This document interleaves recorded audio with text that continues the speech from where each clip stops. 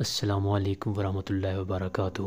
کہتے ہیں ایک لوہار تھا جس نے اپنی ساری جوانی اس کام میں گزار دی اور آخر ارادہ کیا کہ اب اس کے پاس اتنے پیسے ہیں کہ وہ اپنی باقی ماندہ زندگی اللہ کی یاد میں گزار دے۔ اس نے اپنی دکان بیچ دی اور خانہ نشین ہو کر اپنا بیشتر وقت عبادت میں گزارنے لگا۔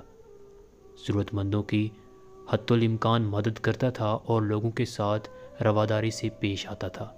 یہ سب کرنے کے باوجود اس کی مصیبتیں روز بروز بڑھتی جا رہی تھیں اور صحت بھی خراب رہنے لگی تھی۔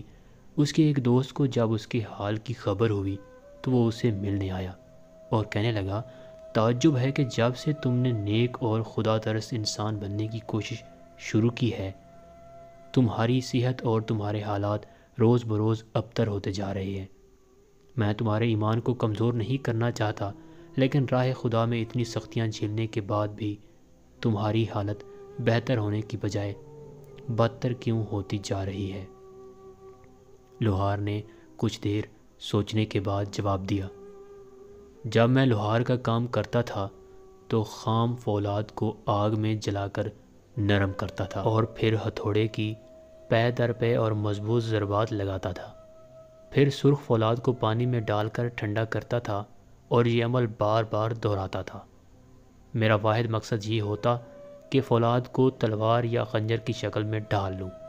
کبھی کبھی فولاد ناقص معیار کا ہوتا تھا اور باوجود انتہا کے میں اسے اپنی مرضی کی شکل میں نہیں ڈھال سکتا تھا اور آخر اسے کچرے میں پھینک دیا کرتا تھا۔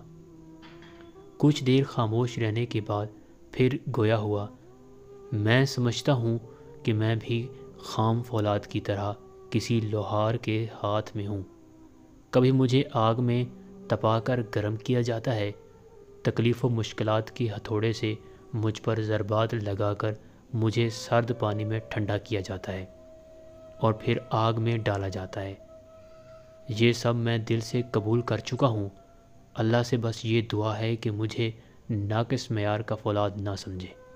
تلوار اور خنجر اگر نہ بن سکوں تو جتنی دیر مرضی لگے اور جس رنگ میں چاہے مجھے ڈھال دے، جتنی مرتبہ چاہے مجھے آگ اور پانی سے گزار کر مجھ پر شدید ضربیں لگائیں، لیکن کبھی مایوس ہو کر مجھے کچرے میں نہ ڈالے۔